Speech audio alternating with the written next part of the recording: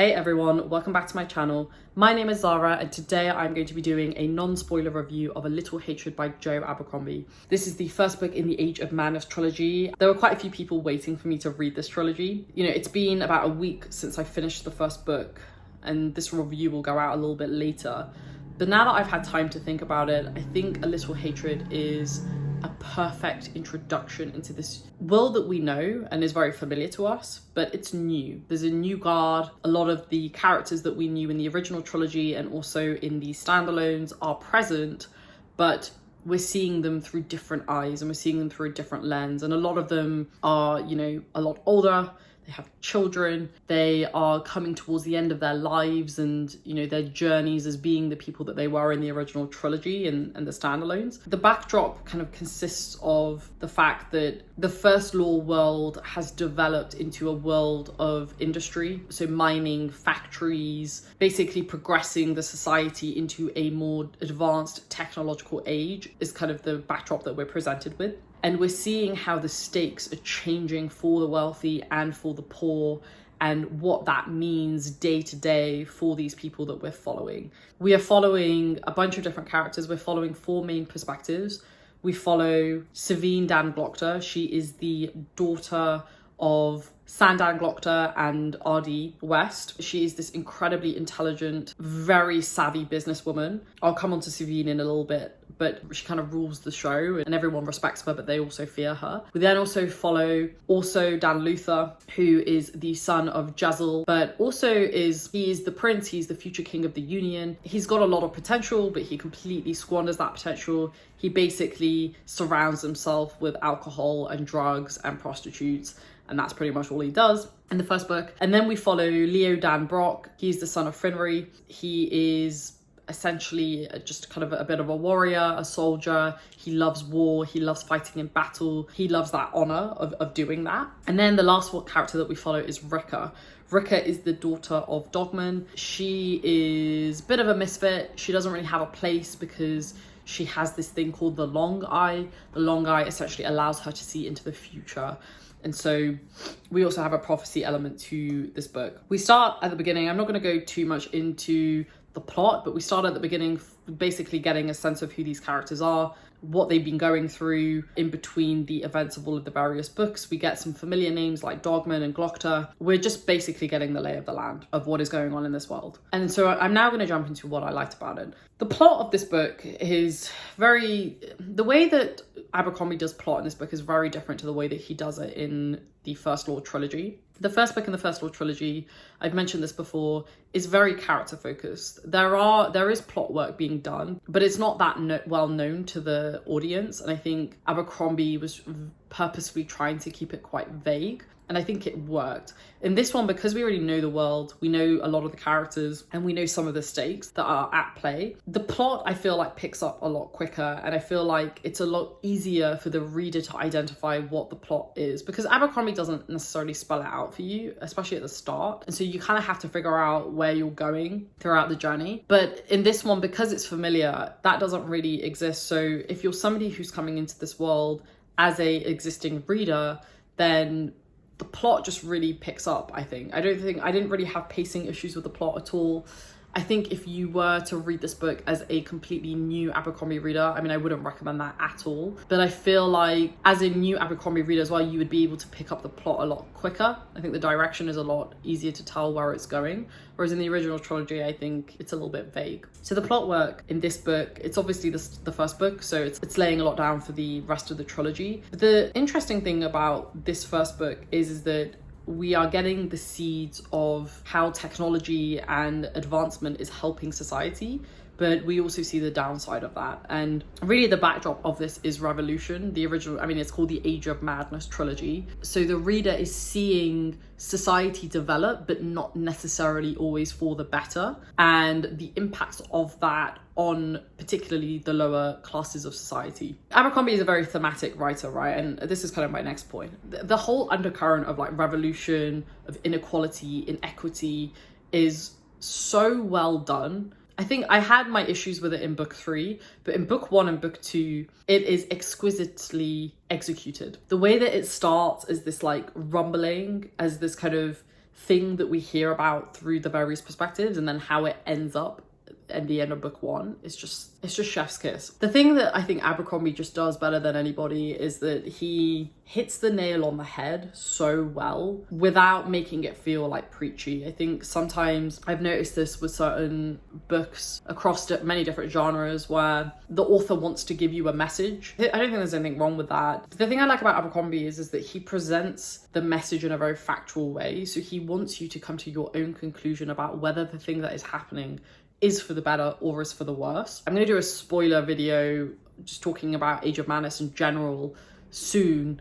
I want to still sit on the trilogy for a little bit longer. But I think the way that he talks about revolution and the way that he talks about that divide that is often so present between the poor and the rich, he doesn't do it in a way where it's like, oh, the rich are so obviously bad and the poor are so obviously good. It's not like that at all. And this is what he does. He creates really conflicting scenarios for you as the reader, where 1 minute where you are completely on the side of the common man or woman, you are rooting for them and you want them to succeed. But then in the next chapter or a couple of chapters later, you're thinking about whether that actually makes sense and whether revolution is ever the answer. That happens multiple times throughout the trilogy, where 1 minute you're on one side and the next minute you're on the other side, and then by the end of the trilogy you're like, I don't know where I stand.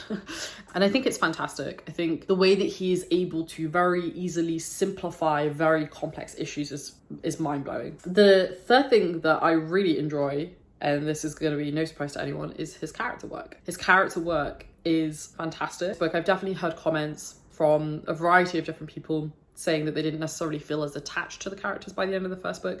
And I agree with that, compared to, say, the original trilogy, where by the end of it, I was like in love with Logan and I really enjoyed Glocta, and Jezzel I hated, but that's what Abercrombie wanted us to feel. Whereas in this one, you know, there was one character that I really enjoyed also. I think also has one of the best arcs in the trilogy. I'll come on to him more in the other books, but I think he's one of these, the reason why I love Also is that also knows his own faults. He knows that there are certain things that he is completely out of his depth when it comes to them. And he's so self-deprecating as well. I really like characters who are actually really intelligent and really good people, but they're self-deprecating. And Also is a really good example of that. He's actually very smart. In this one, we just get a sense of kind of where he feels his place is in the world. And the point of it is that he doesn't actually know, even though he's the future king of the Union, he doesn't really have a place. He doesn't really feel like he has a place. I just really enjoyed the character work that was done around him. The next one that we have is Savine. I've really enjoyed her character. Savine, I identify with the most, probably out of any First Law character, bar maybe one. She is a hustler. She works extremely hard. She's incredibly intelligent. She's entrepreneurial. She's very business savvy. And she makes the best of what she has, and she knows how to use it. And that is something that I love about her character. It's something that I identify with in certain ways. She's very charismatic, she's very ruthless, and she does what she needs to do to get the job done at any cost. That is something that I grapple with personally. At what cost am I willing to do the things that I'm willing to do? Especially when it comes to myself, at what cost am I willing to work myself to the bone to get the upside that I think I'm gonna get, right? Like things like that. So I think Savine's character, she is one of the best arcs in the story as well. Her and Also's arcs were my favorites. And I think in A Little Hatred, we get this picture of this very brutal but fantastic woman. Like, she's fantastic, she's incredible. She, for me, is the one that is most conflicting, probably out of the entire First Law world, because 1 minute I can't help but totally respect what she's doing, but then the next minute I'm like, wow, you're an awful human being. So Savine is great. I think the other two characters that I mentioned, of the main POVs, Leo and Rekka. You know, Leo is kind of your typical wants to rule the world, wants to fight, very manly, or what is typically thought as very manly. He just wants to be a leader, but the question is whether he has the chops to be a leader, and whether he has the chops to be able to be as adept as he needs to be. And I do question that in the first book, and I think that's the kind of dilemma that we're presented with Leo, is he wants it, but is he actually competent enough to be able to get it done? And I think it's an interesting start for him. I didn't really feel that connected with him in this book particularly. I just kind of found him a little bit annoying. And then Rekka was the one that I connected with the least. And I think in general, her character was the least kind of relatable for me. She is a little bit weird, but like in a good way. And she also can do magic. She can see into the future. And so she plays a very important role in kind of setting the scene and the kind of context of what's going to happen. But I didn't really connect with her. I didn't really like parts of her personality, so that is entirely personal preference. I also feel like her arc really kicks off later in the series. It kind of made me think, like, did we really need this time with her in book one, or maybe she should have been given more screen time in book one? But I just felt like her character was a little bit flat, and she was there more to serve other characters rather than her own character development. So that was definitely another kind of weaker character for me. But that being said, like, she's still, comparing her to, let's say, like an average fantasy character in another series, like, she's still more developed than most characters in fantasy, in my opinion. But I just didn't connect with her. I didn't find her that relatable. And I think her arc was very weak in book one.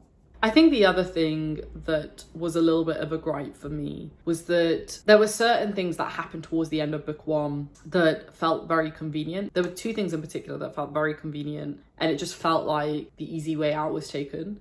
And I would have liked to have seen them done a little bit differently. And I know that Abercrombie can do them in that way too, because he's done it previously. So I feel like, you know, maybe one or two things felt a little bit too easy for the characters, and that they didn't really have to work for the end result. And therefore their progression in books 2 and 3 wasn't necessarily as justified. But I can also understand like why he did it in that way. I would have just liked the stakes to have felt a little bit higher. So that was like my two main gripes. Were like a few of the characters didn't feel that fleshed out, which I've just mentioned. And that is the second one, which is that certain things just felt too convenient towards the end of the book. And I felt like maybe there was just a little bit of a mad dash to try and set up the main trigger points for book 2. I don't think that needed to happen, but it is what it is. Overall, I gave this book a 5 stars. I mean, obviously I did. I think the setting that was created was exceptional. I think the way that Abercrombie created this world and set the context of this world was really well done. I think it's actually the best that he's done it to date. And I really like this really progressive, but also somewhat backwards world that he's created. And he's posing these really interesting questions for the later books. I'm going to leave this review there. I didn't want to do too much because I want to do a full spoiler review discussion video about Age of Madness. But I wanted to just give a flavour of what I really liked about it and what maybe didn't feel as, you know, fleshed out as maybe it could have been. But I gave it a 5 stars, and I think it's a really great entryway into this new trilogy that we got. So let me know down below, because I know a lot of people have read this series. Let me know what you thought about it, because I really want to start discussing this with people now that I've had time to think about the entire trilogy. I will be doing a short review of The Trouble with Peace and The Wisdom of Crowds, and they will be coming out soon. And then I'll be doing my full spoiler video on the Age of Madness. But let's take down the conversation below. Please give this video a thumbs up, and I will see you in the next one. Stay safe, everyone. Take care, and I'll speak to you soon. Bye.